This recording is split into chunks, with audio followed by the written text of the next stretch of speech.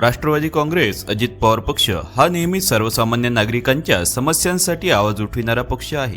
अनेक वर्षांपासून प्रलंबित असलेली सावनेर नगरवासियांची मागणी राष्ट्रवादी काँग्रेस अजित पवार पक्षाने आपल्या हातात घेतली आहे।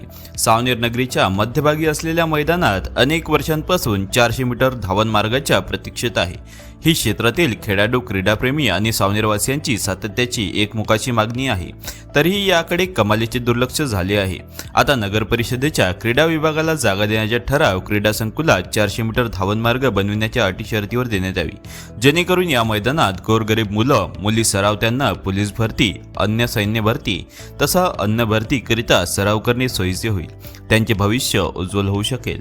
नगर परिषद हायस्कूल आणि सुभाष प्राथमिक शाळेत झोपडपट्टी परिसरातील मुली शिक्षण घेतात, त्यासाठी सुद्धा 400 मीटर धावन मार्ग वरदान ठरेल।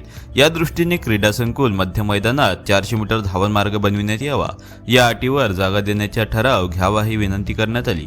यावेळी सावनेर शहर गोपाल घटे यांच्या नेतृत्वामध्ये हे निवेदन देण्यात आले।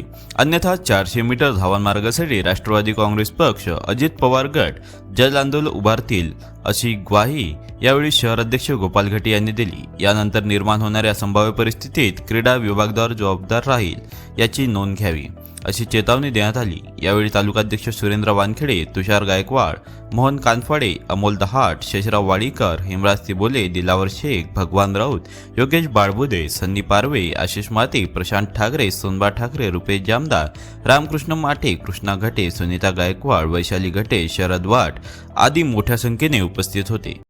ऐसी अपडेट्स और भी पाने के लिए सोशल भारत 24 न्यूज़ को अभी सब्सक्राइब करें।